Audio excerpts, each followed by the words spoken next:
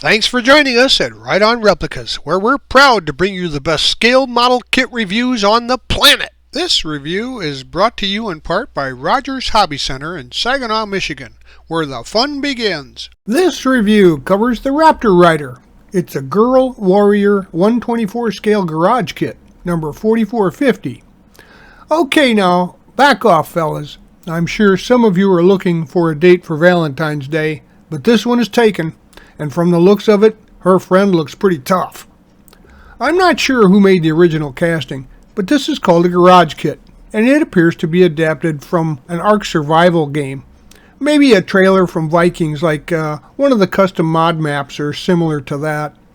Now, if you're not familiar with garage kits, they are two-part resin castings that are mixed and poured into molds to produce a model. Super glue or epoxy glue is required for assembly, and regular adhesives won't work, but the models can be painted just like plastic models. Now with figure castings, there's usually just a few pieces, and as you'll see, most of the work is in finishing the model. Now I bought this kit from an eBay listing, but since garage kit quality can vary widely, be sure to read the seller reviews and only buy from a reputable source. This kit was cast in purple resin, and the first step in this process will be to clean the parts with some water and some dish soap, and use an old toothbrush or something soft to scrub the parts to have a nice clean surface to attract the primer. In most kits, as this one, the parts will still be attached to the casting sprues, so remove those with either a nipper, or you can even use a razor saw, and then sand and smooth the seams and edges with either sanding sticks or round files so that the parts will fit properly. In many cases, all that you'll have to go by are photos from the ad to show how it's constructed. So start with the larger parts and add the appendages to that. Now I use some medium gel CA glue, that's super glue type, for basic construction. And once that's complete, you can move to the process of filling and smoothing the part out. I started here by filling the seam on the saddle, but there'll be plenty of gaps to fix and give you something to do on the weekend. Now, it's only partially filled there because some of it is hidden by the rider. And after this step is finished, you can apply the primer coat. So as you can see here, a lot of those seams will need to be filled. Now I use Vallejo's plastic filler for that. And after filling the seams, I use a variety of sand sticks until I achieve the finish that I'm after. Now the Warrior required a lot less filler than the dinosaur figure here, but the base needed none, of course, and the object is to be as smooth as possible, because the seams will show when they're painted if you don't. After I was satisfied with the filling and sanding of the figures, I placed them on temporary bases for priming. I selected Vallejo's German Green Brown for the primer coat. The primer coat's important as it allows your actual paint selection to adhere firmly to your model. Now this was applied with an airbrush, and you may notice a slight seam on the saddle, but as I said, I wasn't too concerned because the Warrior will completely cover that area. The next steps will be to hand paint the three separate sub-assemblies starting with the base. The Raptor will be done second, and the Warrior can be done last. I selected Flory's brand gray and dark earth washes to give some depth to the base, and after the washes I dry brushed the moss with some scale colors Sherwood green, followed by some fall green.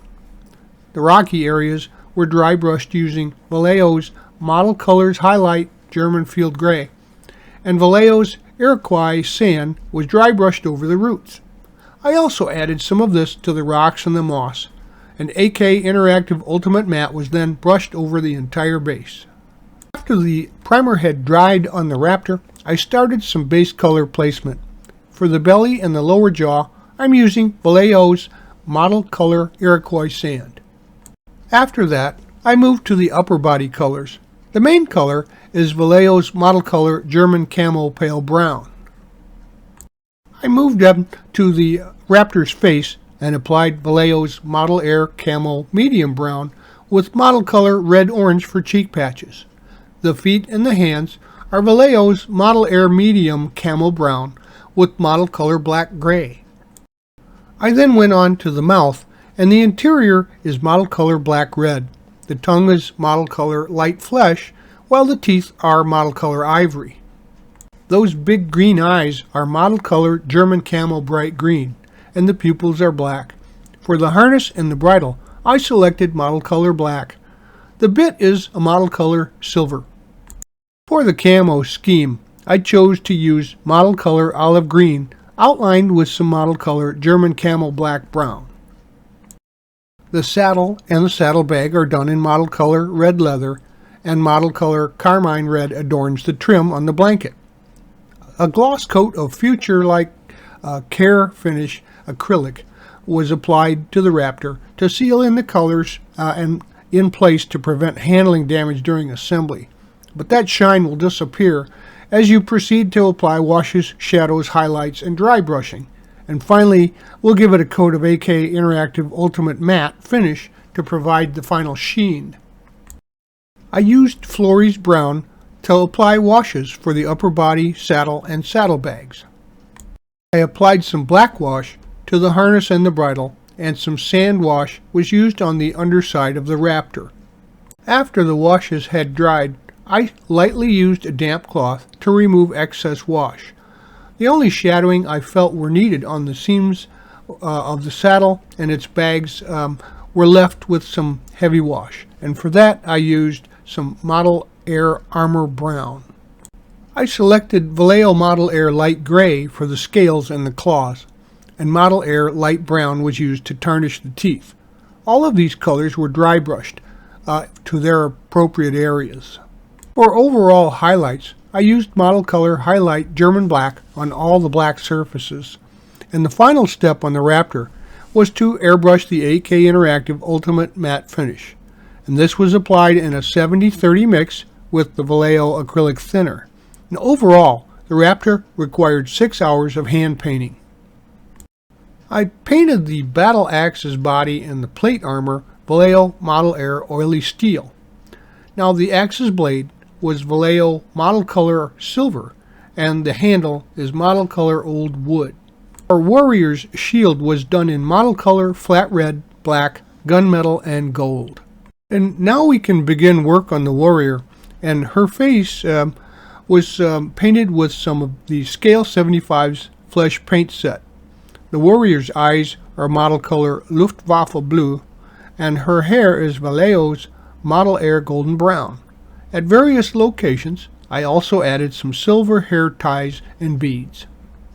And now things really start getting interesting as we paint the female warrior's flesh with a base coat and then apply some future floor care finish.